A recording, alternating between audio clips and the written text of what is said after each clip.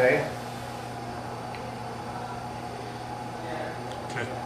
This is an interview at the Elderwood Senior Center, Hamburg, New York. It is the 20th of April, 2005, approximately 11:15 a.m. Interviewers are Wayne Clark and Mike Russert. Could you give me your full name, date of birth, and place of birth, please? Arthur Eugene Hammer, born in South Buffalo, New York, January 17th, 1916. Okay. What was your education prior to entering the military service? Well, before that I went to grammar school, and then I got 2 years, I think about a year and a half at St. Joe's Collegiate Institute High School. And then I was actually enlisted in the Army Air Force. Okay. Do you remember where you were and how you heard about Pearl Harbor? Well, I was home, and I think it was December 7th, I'm not sure, with my wife and my young baby son. We were getting ready to go out on a picnic at Delaware Park. I can remember that because I drove out there, and my oldest son was about a little over 2 years, and he ran away and I had to chase him at Delaware Park. He wanted to catch the birds. They had a lot of these seagulls were over there at the Park Lake, Delaware Park Lake, and he wanted to catch them.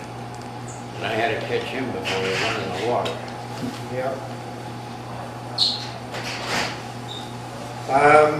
You enlisted in the Air Force. The Army Air Force. Why did you select the Air Force? Well, I heard it was the easiest outfit to be trained in, and they had quite a big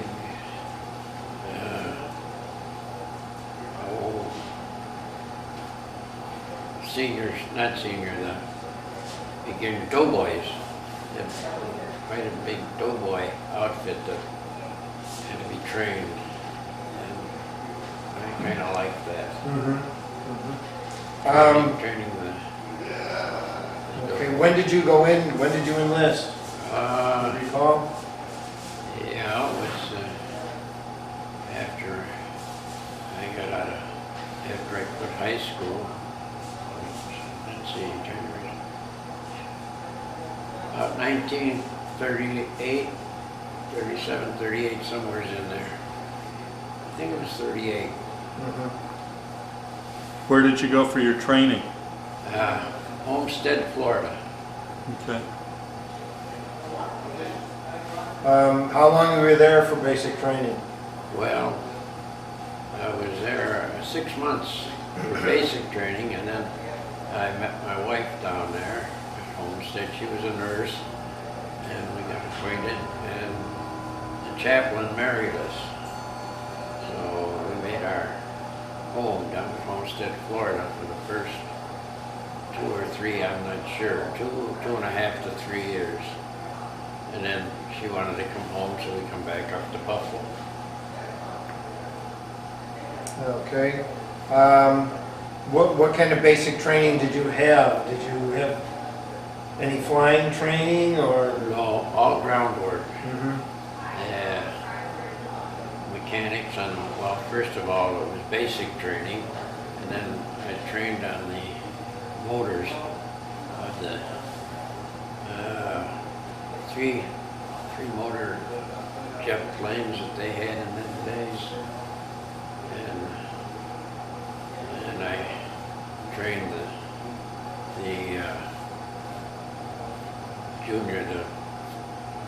doughboys, as we call them, beginners. I trained them. Did you get to do any flying at all? No. I did flying, but not in the Air Force. Okay.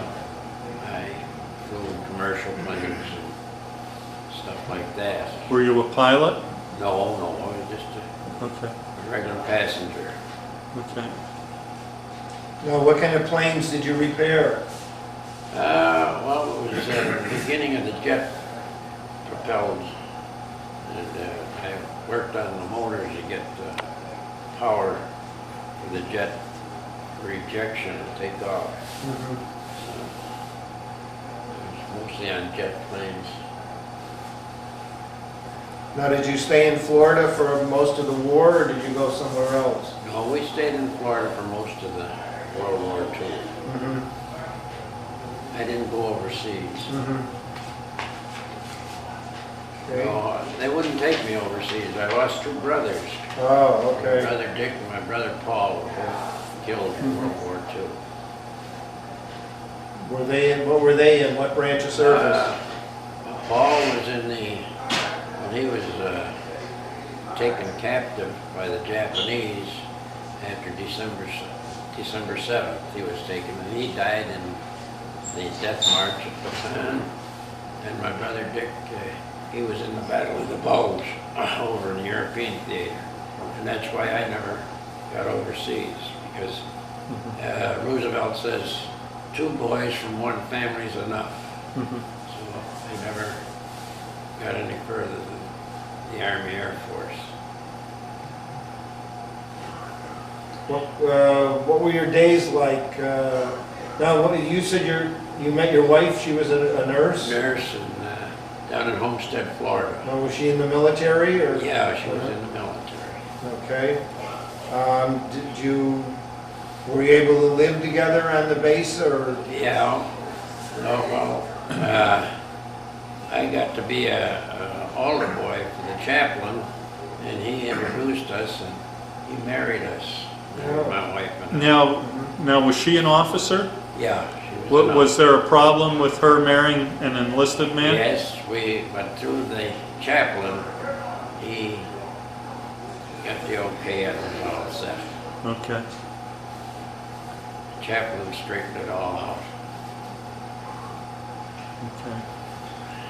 Now, did she continue to stay in the Army when she got married? No, well, after we got married, we were both in there for about a year and a half. I think it was a year and 3 months we were together. Uh-huh. And then got honorable discharge. Now, do you remember when you were discharged?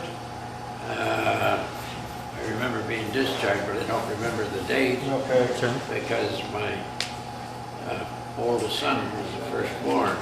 We were married approximately a year and a half Okay. when we had our first child, boy.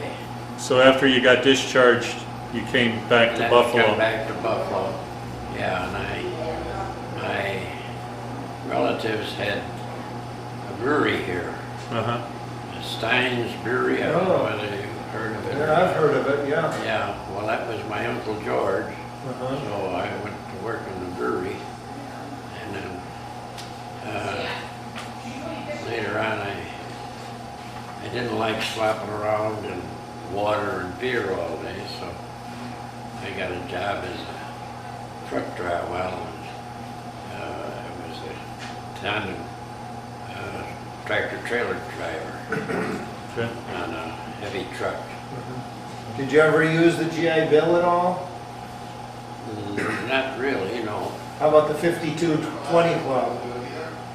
Yeah. No, I wasn't in. Yeah, very Okay. often. Did you ever join any veterans organizations? Yeah, I joined the American And Legion. then you're not. Through my wife, she insisted that I get in some American Legion veteran VFW, so I was in the American Legion and the Veterans of Foreign Wars. Okay. How do you think your time in the service did that change or affect your life in any way? Well, I learned to take orders and Well, and you met your wife in the service too. met my wife Yeah. in the service, and she gave orders. Yeah, and you took them, right? Right. So I learned how to take orders. Okay. All right. All right, well, thank you you. very much for your interview, Art. Well, you're entirely welcome. It's my pleasure. Okay.